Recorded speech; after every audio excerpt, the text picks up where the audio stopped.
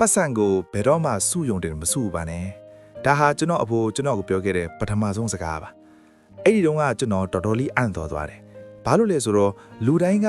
ငွေစုပါအနာဂတ်အတွက်စုဆောင်းပါလို့ပဲသင်ပေးကြတာမဟုတ်လားဒါပေမဲ့အဖိုးကပြုံပြီးငွေကိုစုယုံနေမစုနိုင်မြေအဲ့ဒီငွေကိုကြီးထွားလို့ရတယ်တဲ့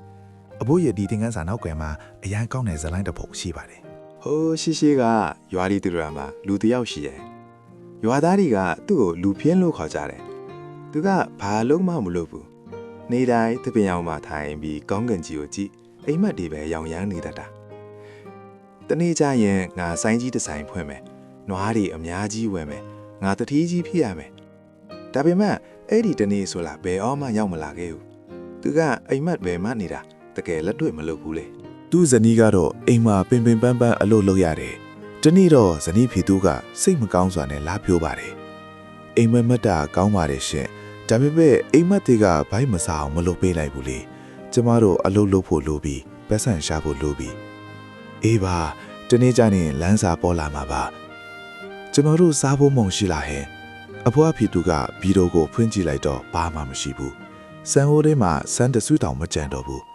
အဲ့ဒီမြင်းကွင်းကိုကြည့်နေတဲ့အဖိုးရဲ့ရင်ထဲမှာဆွေခနဲ့နာကျင်သွားတယ်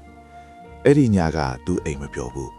အိမ်မက်တွေကြီးပဲမက်နေလို့မိသားစုကိုထမင်းမကျွေးနိုင်ဘူးဆိုတာသူတပေါပေါက်သွားတယ်နောက်တနေ့မနေ့မှာသူအရင်ကတခါမှမလုပ်ဘူးတဲ့အလုပ်ကိုထွားလို့လေခွင်းထဲမှာနေပူကျဲကျဲအလုပ်လုပ်တယ်သူခါးတွေနာခြေထောက်တွေပူလောင်နေပေမဲ့သူအားမလျှော်တော့ဘူးအဖိုးဒီနေ့ဘာရခဲ့လဲချွေးတွေကိုတုံရင်ပိုက်ဆံအကျွေးလီးတီထုတ်ပြကနည်းနည်းပါပဲမီးရဲ့ဒါပေမဲ့ဒါဟာငါတို့အတွက်အစပေါ့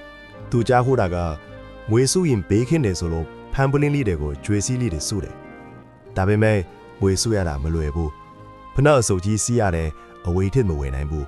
ထမင်းကိုဝါအောင်မစားပဲချစ်ချုပ်စုခဲ့တာရှင်ရဲ့ဘိုက်စာနေတာတောင်ဒီဘိုက်ဆံတွေကိုဘာလို့တင်းစုနေရတာလဲတနေ့ကျနေမင်းနားလေလာမှာပါလာပေါင်းများစွာစူးပြီးတဲ့နောက်ဘိုးလင်းလေးပြေသွားတယ်သူရန်ကုန်ယူပြီးဈေးကိုသွားခဲ့တယ်ကျွန်တော်ကိုပြောင်းဖူး3ရက်ဖေးပါပိုက်ဆံကိုရွေတဲ့ကင်းခေါင်းခါကအဖိုးအခုကုံစင်းနှုံးတွေတက်သွားပြီးဒီပိုက်ဆံနဲ့ဆိုရင်တိတ်ခွဲပဲရတော့မယ်အဖိုးလျှောက်သွားတယ်သူဒီလောက်ပင်ပန်ဆုခဲ့တော့ကုံစင်းနှုံးတက်လာတဲ့အခါသူ့ပိုက်ဆံကတန်ဖို့မရှိသလိုဖြစ်သွားခဲ့တယ်အဲ့ဒီမှာအဖိုးစဉ်းစားမိသွားတယ်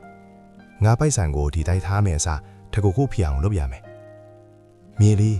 ငါတို့ကြက်ကလေးတွေဝယ်ကြရင်ကောင်းမလားဒီတခါတော့သူအိမ်မက်ပဲမနေတော့ဘူးတကယ်ဝယ်လိုက်တယ်စူထားတဲ့ပိုက်ဆံနဲ့ကျမလေးတွေဝယ်ခဲ့တယ်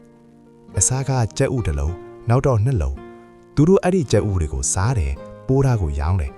ရတဲ့ပိုက်ဆံနဲ့ကြက်တွေကိုထပ်ဝယ်တယ်ဖြည်းဖြည်းချင်းပဲငွေတွေကပွားလာတယ်မြေလေးဒီကြက်ဥကပူလင်းတဲ့ကငွေထက်ပိုးတန်ဖို့ရှိတယ်ငွေကကုံွားနိုင်တယ်တန်ဖိုးကျသွားနိုင်တယ်ဒါပေမဲ့မှန်ကန်တဲ့နေရာမှာတုံးချရင်သူကတက်ရှိလို့ပဲကြီးထွားလာတတ်တယ်အဖိုးကကျွန်တော်ကိုပြောခဲ့ပါတယ်ငွေစုတာဟာလက်ထဲမှာရေးကိုစုပ်ကွက်ထားသလိုပဲဖြည်းဖြည်းချင်းယိုစိတ်ထွက်သွားလိမ့်မယ်ဒါပေမဲ့အဲ့ဒီငွေကိုတစ်ခုခုဖြစ်လာအောင်တီဆောက်လိုက်ရင်တော့အချင်းကြာလေးပိုကြီးထွားလိမ့်မယ်ဒါကြောင့်တင်လက်ငွေကိုစုယုံတယ်မစုပါနဲ့ယင်းဤမြုပ်ထမ်းမှာကြီးထွားအောင်လုပ်ပါအစာကတင်းငယ်ပြီးမယ်တင်းဘောပါကိုပြောင်းလဲစေမှာပါ